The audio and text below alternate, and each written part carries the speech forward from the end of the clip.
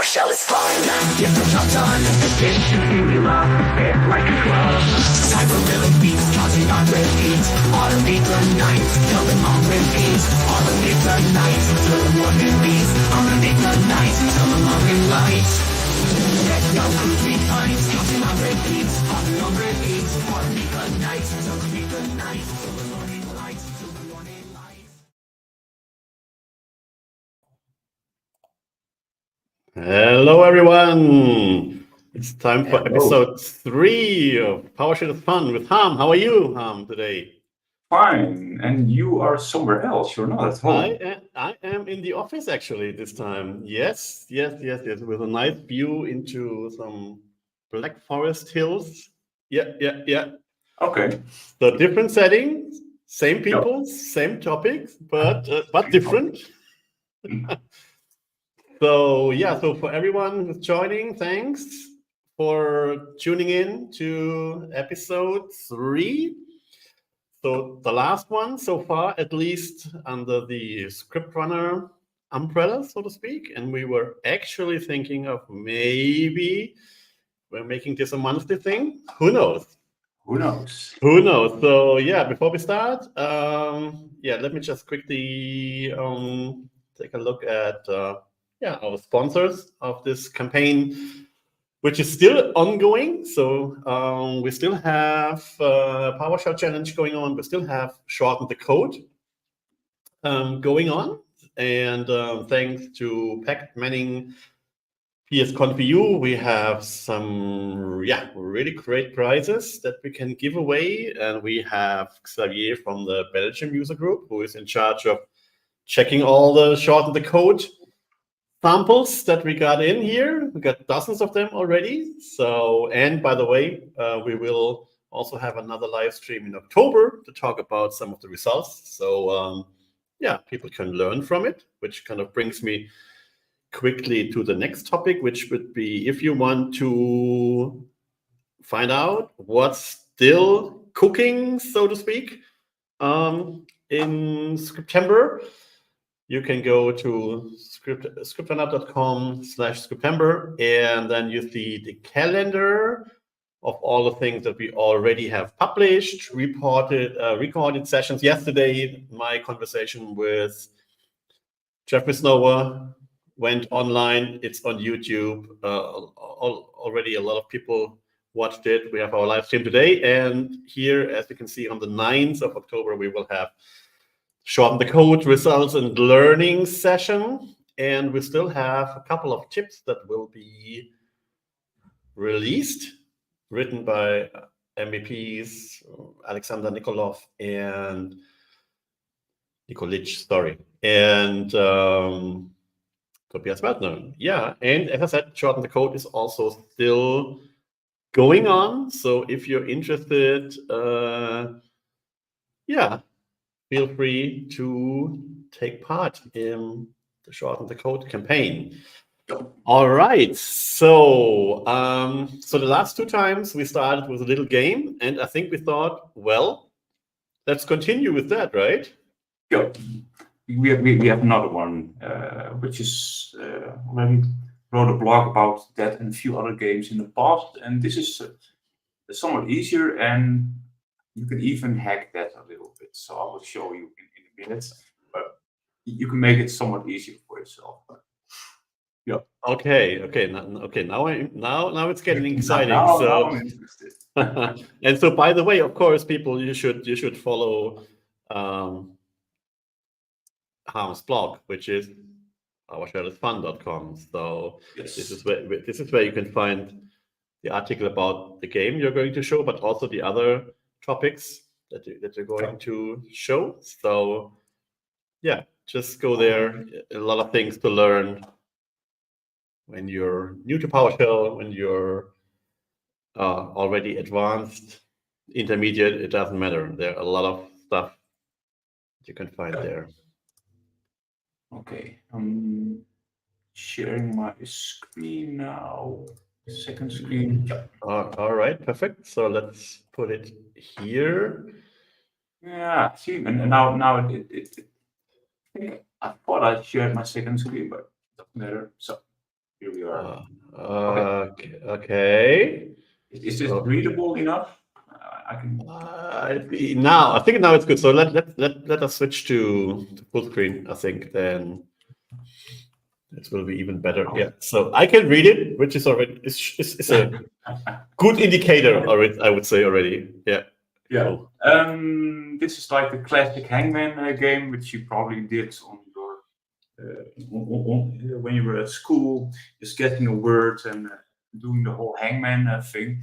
Well, somebody also wrote a PowerShell game for it, and again. Yeah, so it's in the gallery. Yeah, it is in the gallery. You can use the install module for it to install it. And well, the explanation is actually on your screen. You have to guess a letter, and it will give you a hint of what the word could be in what tech company or whatever category. Okay, cool. So we already have a vote for yes, we should do it monthly. So thank you, Richard. So no pressure, no pressure. We think about it. Thanks for the feedback. Yeah. So let us know if you want to have this every month. Heiko, you want to guess a letter or should I? Yeah, you just go ahead. Oh. There's no E in it. It's only 4 letters. Okay, no E in it? No.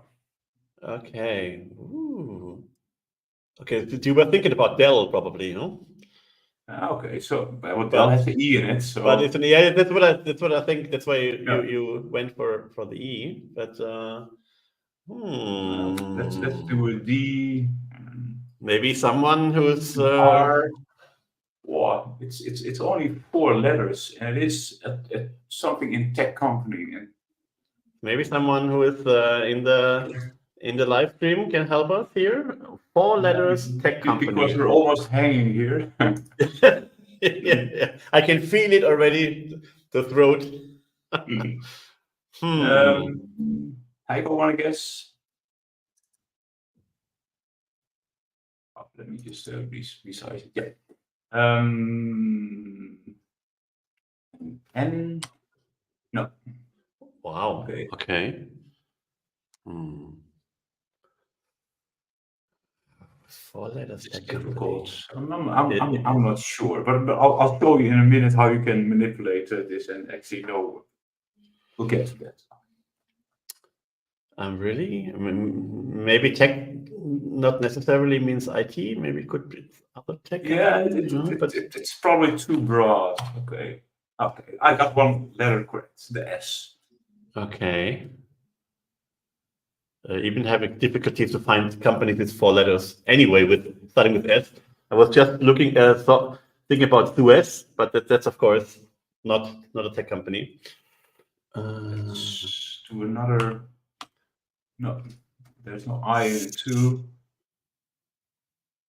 Oh my God! But when we will see the result, we will think, "Oh my God!" Yeah, Of course, we'll right? probably It's think, always like that. Like, "Oh my God! Why didn't I think of that?" no, okay. It's Saab. It's the car company.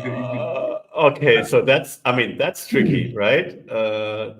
That's really tricky. So Yeah, and what it also does, and that's the fun part of it, it will give you a good or bad fact about a word. And Saab was probably in the smuggling case in the past. ooh, okay, If you guessed it right, it will give you a good fact. Okay. all right. But I mean, that was a little bit. I mean, Saab, yeah, automotive, of course, but and tech? see, it has another tech company in it. Okay, I can show you how the script or module actually works. We drag this into the screen. I'm not sure if I can actually zoom in enough. Well, these are two scripts that it uses: an invoke hangman and a new hangman game. But it also has like a secret CSV in it. Oh, okay. Oh Lord, there it is. You can actually see. Let me just zoom in. These are all the things you have to guess. This is like a Okay. good fact that you can actually add to it yourself. And there is also a column with comments. Good facts and bad facts. Wow, that's Yeah, so they have like both. It's just a big CSV file. So you can, to make it easier or more fun for yourself, you can add your own names and your own good best fact topics. You could even you could play it with your friends and put some good and bad facts about put some friends. stuff in it which is actually more about your company. There's even Valve, the game industry, and Android is better than iOS, so that is correct.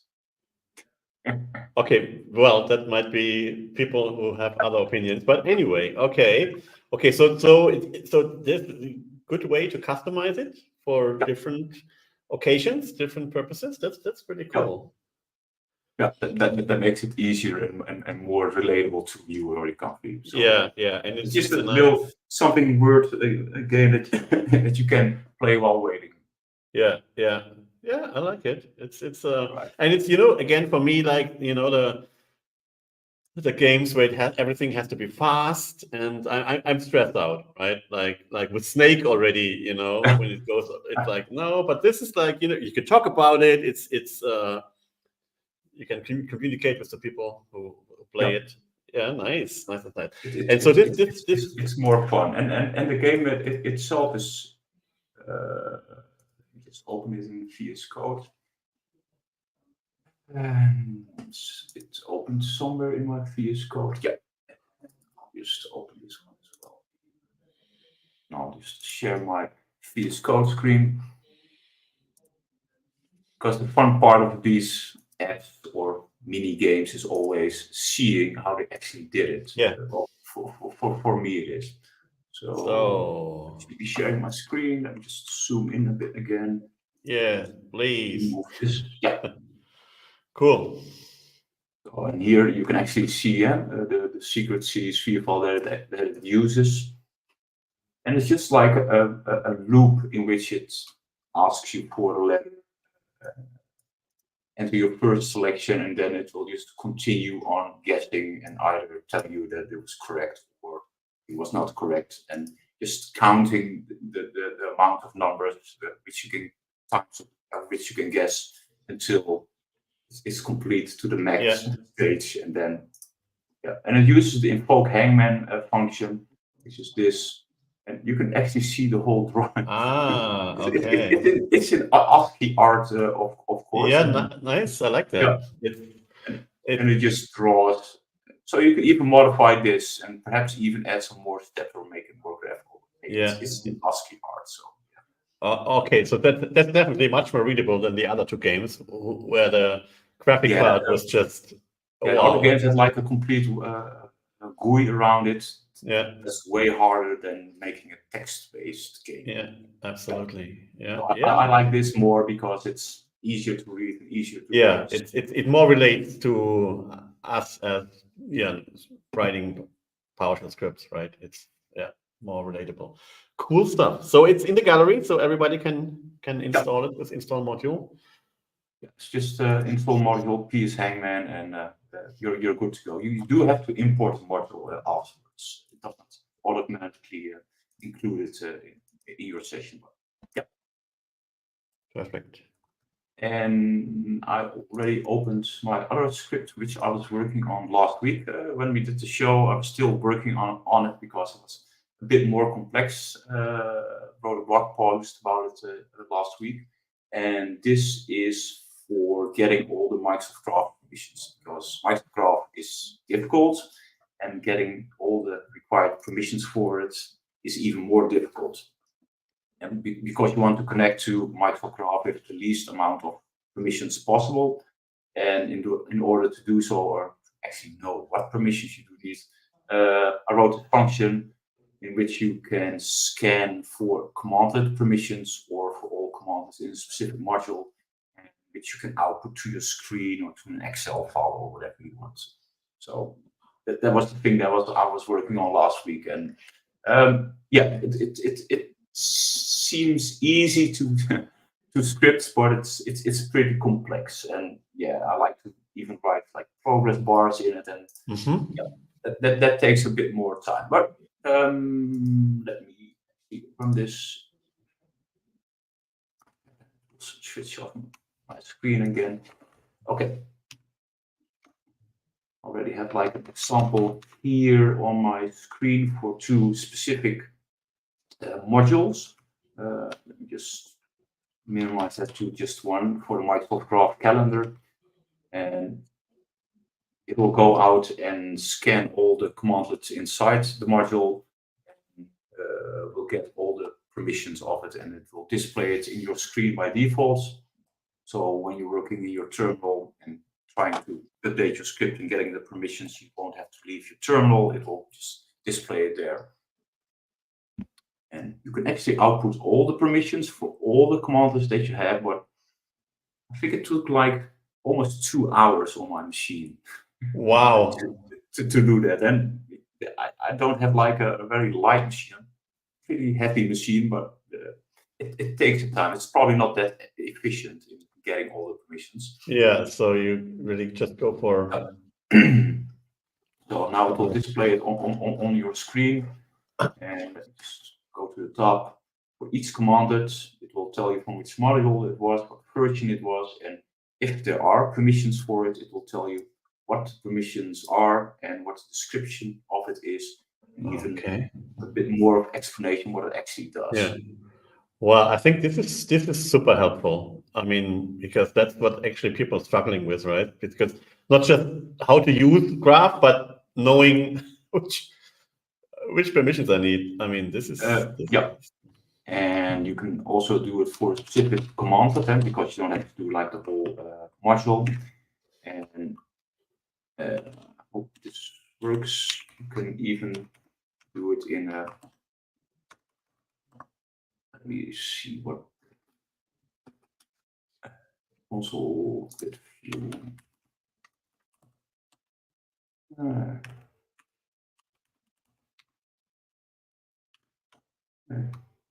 Does not match my.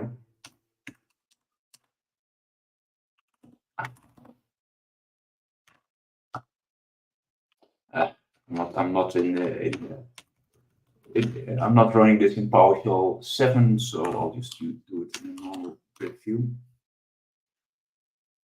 So in this case, it will only get the permissions for the specific commandlet, and I'm not sharing my whole screen, but this will report it in a grid view of PowerShell ISE. Okay.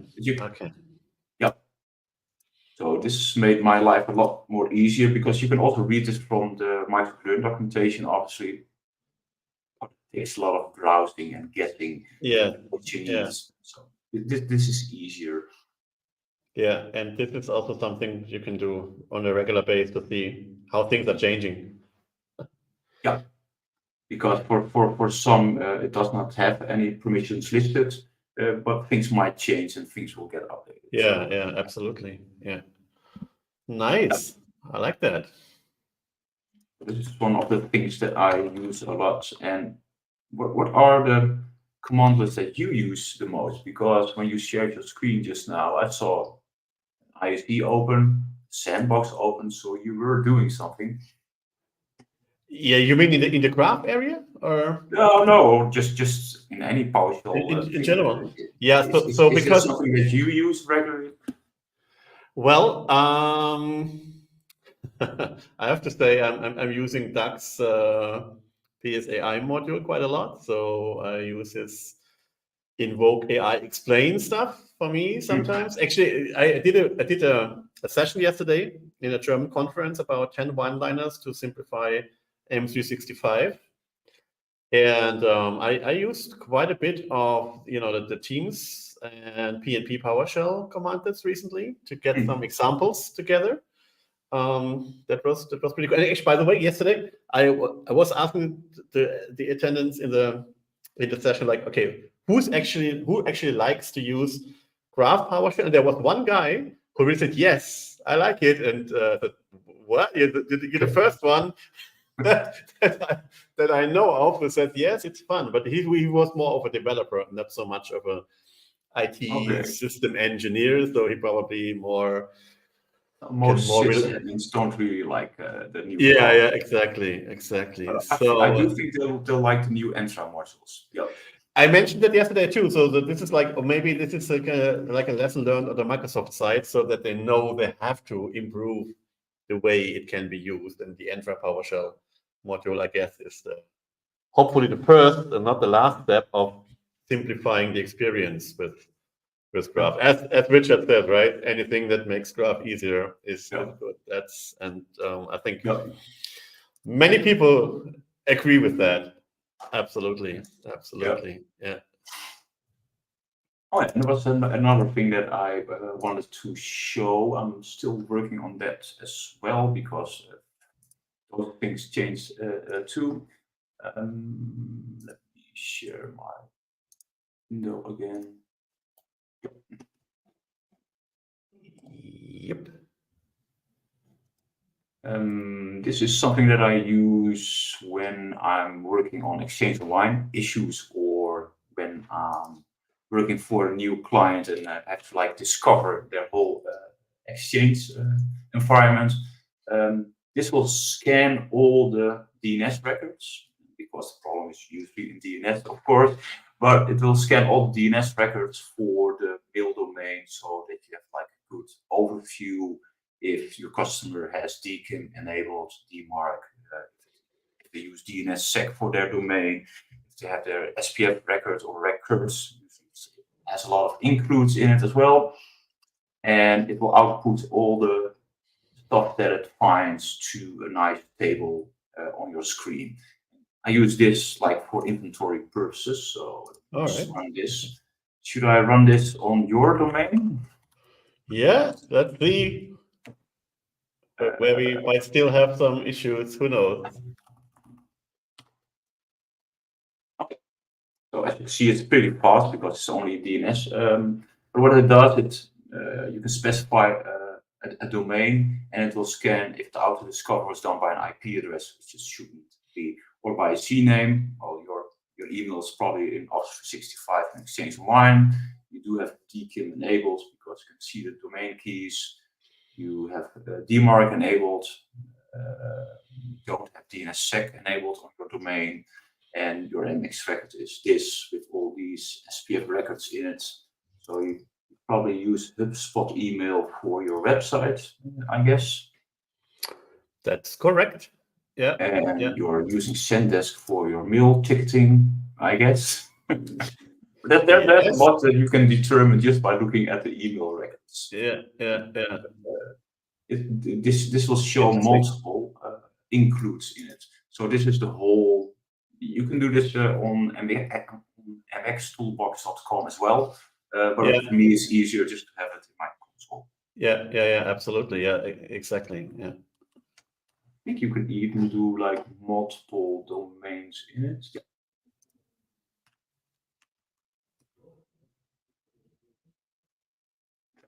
Now we have the one for Scriptember and the one for my company as well.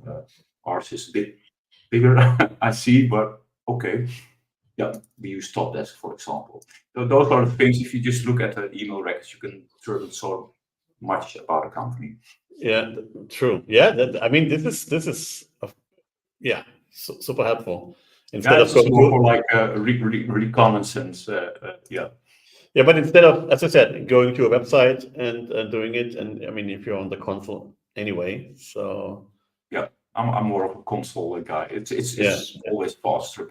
And I did specify like a parameter for DNS server. It just goes out to this one by default, but you can specify another if your yeah, DNS is limited or somehow more secured. Then this will always work because you can specify okay, your own.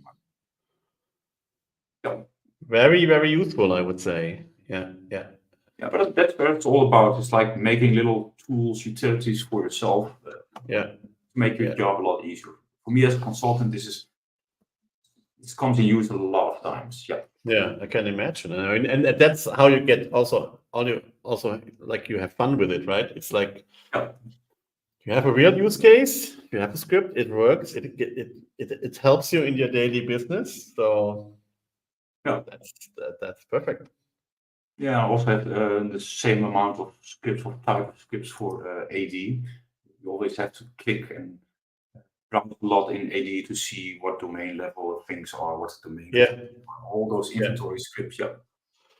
Because ID is still a thing, right? I mean, everybody talks about the cloud, but I mean, Active Directory is. I mean, in fact, we came up with a cheat sheet for AD in 2024, which is kind of classic, but it's still people like it, right? I mean, by the way, we will also have one for Graph very soon. So we look into the classic world. We also look into the new stuff, but it's, I mean, AD is it will be with us for quite some time. Server 2025, still domain controller roles on it. It's still there. It just won't go away that easy.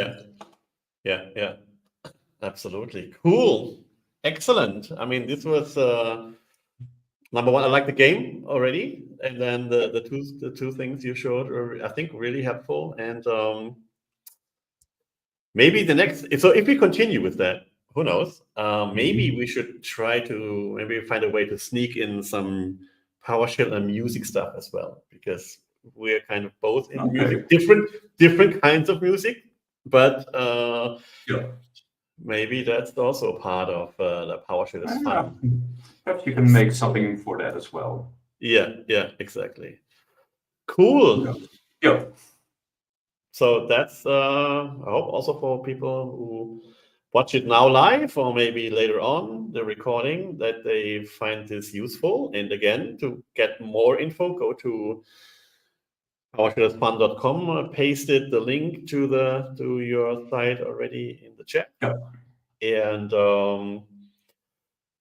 so yeah, as that. So maybe we continue it. We're not sure yet. If people like it, if they have some value, if we have the time. We definitely have fun when we're doing it. I think so, right? So so let's see if in the future we will have more episodes. But so for now it was episode 3. So it was really again educational and fun, and I like that combination a lot. Yeah. So thanks everyone for tuning in. Thank you, Harm, for showing us some really cool and useful use cases for PowerShell. And then see you next time, and keep on scripting. We will definitely. Yeah. Bye. All right. Take care. Bye-bye.